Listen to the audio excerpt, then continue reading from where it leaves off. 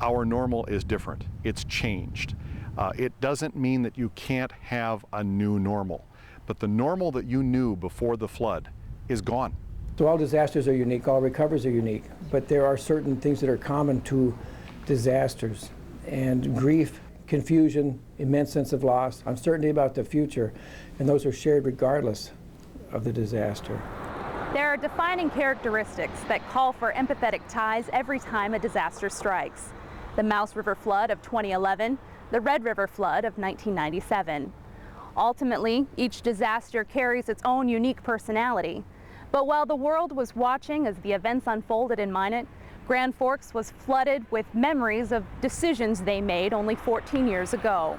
And it's hard to look at it on the bright side at the stage where you're at, because you're just in the early throes of recovery and trying to figure out what do you do. We certainly don't want to think of our flood in 1997 as a good thing. We would never want to go through that again. But because of adversity, we had the choice. We could look at this and say, do we want to just try to replace what we've lost, or do we want to try to make ourselves better?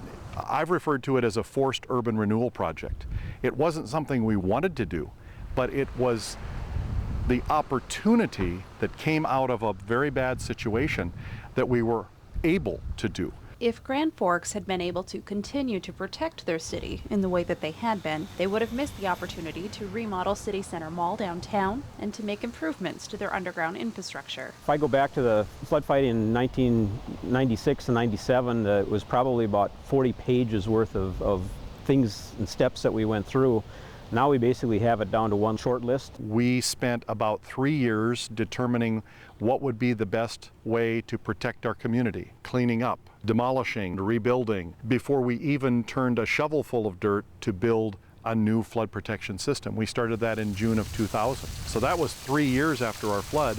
It took us another 7 years to build it. We completed it right at the 10th anniversary of our flood in 2007. The flood protection system in Grand Forks is a combination of earthen levees and flood walls. Earthen levees were preferred because they can be added to if needed. Flood walls are limited in their structural height, but they take up less room so that existing buildings could stay. While designing the flood walls, engineers added an additional 3 feet to the calculated need. During times of emergency, interlocking planks are inserted to close off gates, making the flood wall complete.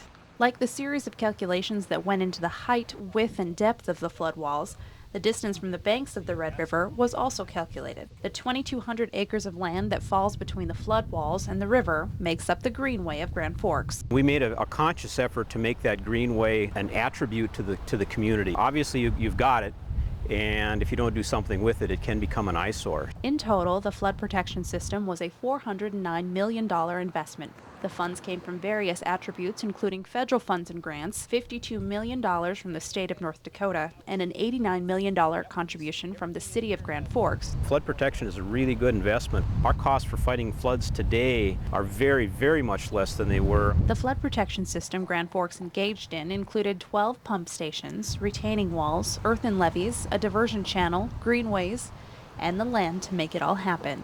Socially and politically difficult as it is you need to be able to step back from that river to give room for that water to pass. I could keep the river out, but I couldn't keep the city out. And then you realize you have to do what's the greater good, because people need protection, they need peace of mind, they need solace.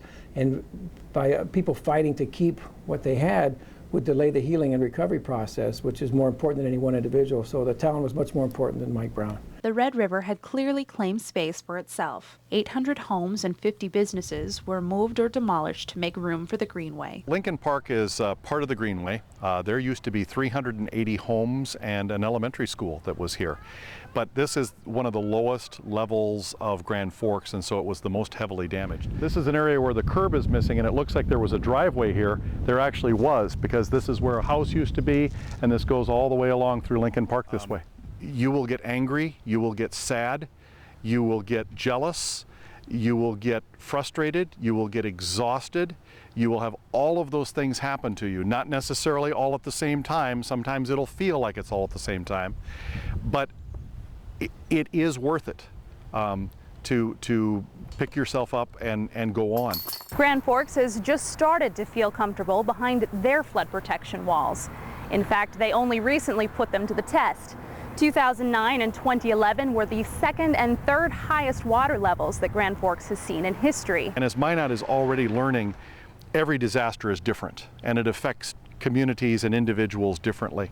And the same is true trying to compare Grand Forks to Minot. They're different situations. But the similarity is this: never have we had the opportunity really to talk to fellow North Dakotans. It's that type of a pride and a spirit that we have here in North Dakota that really allows us to come back from these kinds of things.